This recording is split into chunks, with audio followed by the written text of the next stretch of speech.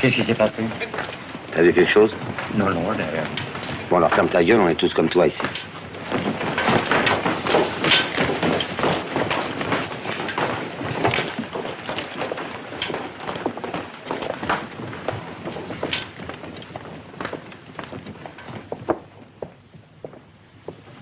Attention en dessous. Qu'est-ce qu'il y a?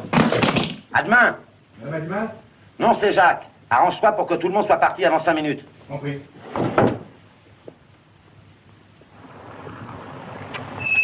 Attention, les voilà.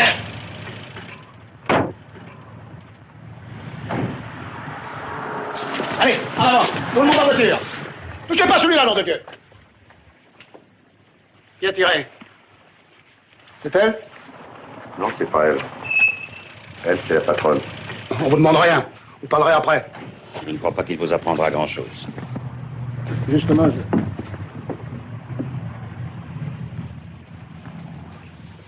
Jean Manouche. Jacques Ribaldi dit Jacques le notaire, en souvenir des études de droit très réelles qu'il avait faites. Il est vraiment criblé. Il n'a pas eu le temps de s'en servir. Il devait être nombreux. Vous étiez peut-être mieux placé que lui.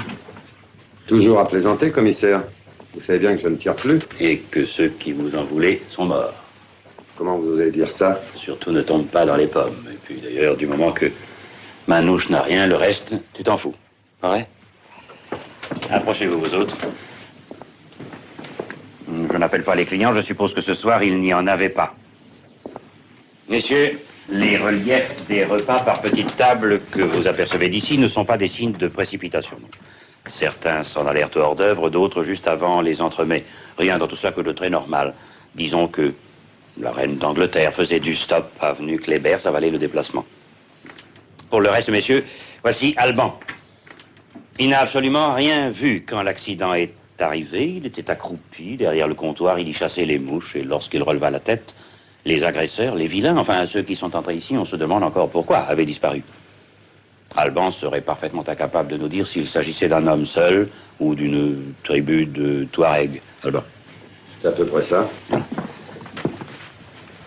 Voici Manouche. De mauvaises langues diront que Jacques le notaire avait un sentiment pour elle, mais où serait le rapport, je vous le demande. Manouche n'a rien vu. Elle était à la caisse, le nez sur une addition. Bien. Voici le second barman, Marcel le Stéphanois, si ma mémoire est bonne. Et il a eu si peur en voyant entrer un homme à la mine patibulaire qu'il serait incapable de le reconnaître. Il a disparu derrière le comptoir, il en émerge à peine. C'est un craintif, Marcel. Il n'a rien vu, Marcel. Ah bah ça alors. Prends ton temps. Vous êtes formidable, c'est ce que je dois dire. On dirait que vous étiez là. Messieurs, je vous fais juge de la docilité, de la bonne foi des témoins. Ah. Je vous présente le voiturier, un homme honorable dont le nom m'échappe. Il a vu entrer des clients, mais il n'a rien entendu à cause du bruit intense de la circulation dans ce quartier grouillant de hideux, poids lourds et de sifflements de train. Puis il a vu sortir des clients, ce dont il a une grande habitude, et on est venu lui annoncer la mort d'un homme. Il est encore sous le coup de la stupeur. Auriez-vous la force de parler, mon enfant? Vraiment, quelle chose. Abrégeons, je ne suis pas un tortionnaire. Ne soyez pas timide, allez vous asseoir. Messieurs, un idiot de village comprendrait que ces gens n'ont absolument rien vu quant à la disparition des clients. Ils ne sont pas payés pour en découvrir le motif. Tout le monde n'a pas une imagination au-dessus de la moyenne, messieurs. J'en ai terminé. Pas la peine. Je me trompe, Alban? Les mercenaires de cuisine ont dû réintégrer leur domicile. Et c'était beaucoup de monde pour rien, commissaire. Je me demande ce que nous sommes venus faire dans cette pouponnière. Auriez-vous la bonté de me rendre le même service qu'il y a 2 ans? Voilà, il est à jour. Merci. C'est le relevé du personnel et les adresses. Le juge en fera des choux maigres. Prévenez le service qu'on amène le corps. C'est curieux. On dirait que, en sortant, ils ont tiré vers la rue. À moins qu'on ne leur ait tiré dessus de l'intérieur. Alban, j'espère que tu en as tué au moins, hein? Enfin, nous le saurons dans quelques jours. Allô, Liemel, je vous envoie un client. On emmène seulement le corps. Pour les autres, nous pouvons nous en tenir à la formule rituelle. Tenez-vous à la disposition du commissaire. Interdiction de quitter Paris sans nous informer du changement d'adresse. Parfait. Il avait de la famille à Paris? Non.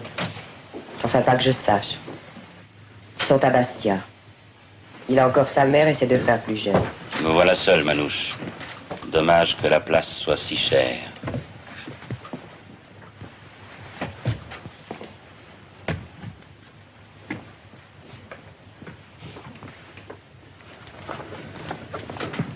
C'est fini, Manouche. Vous pouvez disposer, vous autres aussi, monsieur. On aborde un sacré tournant. Il arrive quelqu'un de nouveau et tout change. Ça va, Alban? Tiens, tu lui feras la lecture ce soir.